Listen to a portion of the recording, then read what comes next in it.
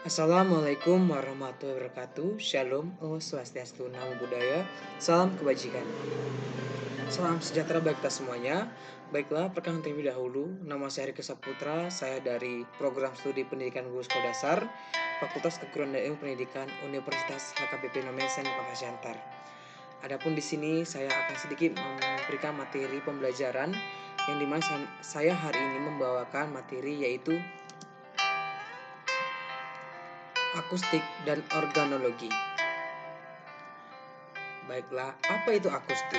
Nah, jadi akustik ini adalah salah satu cabang fisika yang mempelajari suara, getaran, dan sifat-sifatnya, serta aplikasinya dalam kehidupan sehari-hari.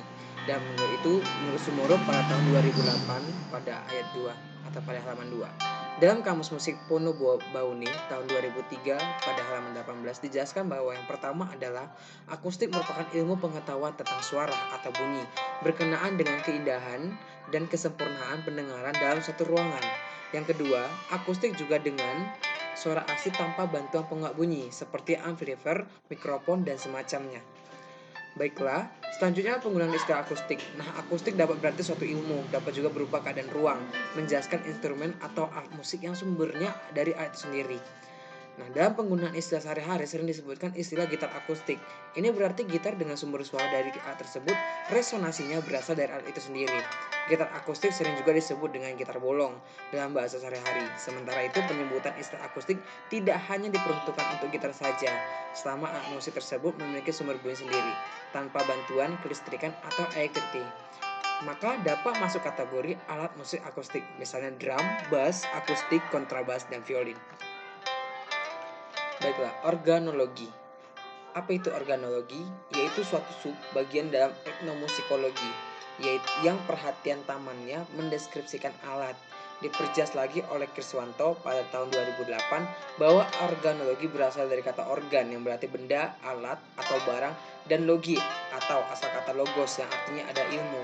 Jadi secara sederhana batasan organologi ada ilmu yang mempelajari tentang benda atau alat, mempelajari alat musik dengan teliti dan seksama seperti bentuk alat musik, ukuran, bahan baku dan digunakan dapat mempengaruhi pemahaman terhadap prinsip bunyi yang dihasilkan. Maka penulis melakukan pendekatan teori musik yang berorientasi pada teori yang dibawakan Susumu Kashima. Dalam Mariam tahun 1998 mengemukakan studi tentang instrumen musikal dilakukan dengan dua pandangan, yaitu struktural dan fungsional. Setelah struktural yaitu dengan mempelajari aspek fisik dari instrumen musikal, seperti mengukir, mencatat, dan menggambarkan bentuk instrumen, konstruksi, ukuran, dan bahan baku yang digunakan untuk membuat instrumen tersebut.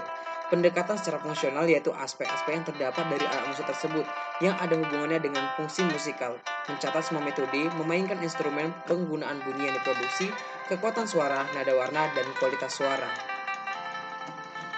Dan Nurmahila Harbonstell telah mengempelokkan alat-alat musik berdasarkan sumber bunyinya, yaitu yang pertama idiofon, di mana alat musik yang sumber bunyinya berupa badan dari alat sendiri, misalnya alat gong. Kita bisa melihat gambar yang pertama adalah gong, yaitu angklung keduanya, dan yang ketiga adalah kolintang. Selanjutnya adalah aerofon, yaitu alat musik yang sumber bunyinya berupa air atau udara, itu seperti suling atau trompet. Dan yang berikutnya adalah membranofon, alat musik yang sumber bunyinya berupa membran atau selaput kulit.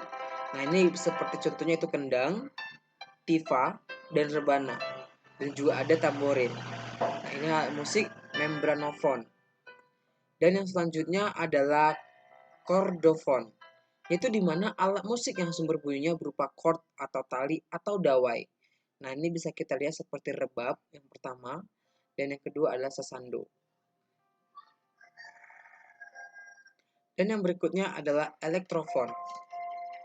Elektrofon ini adalah alat musik yang sumber bunyinya dari elektro atau listrik.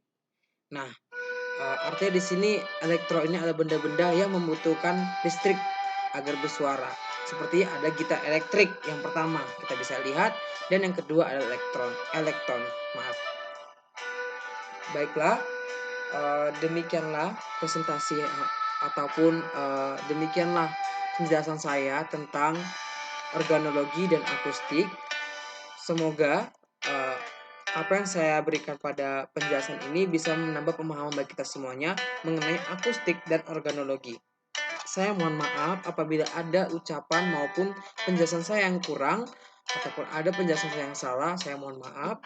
Dan saya tutup dengan wabillahi taufiq wal hidayah. Wassalamualaikum warahmatullahi wabarakatuh. Shalom, Om Swastiastu, Namo Buddhaya, salam kebajikan, salam bahagia untuk kita semua, salam sehat untuk kita semuanya. Terima kasih.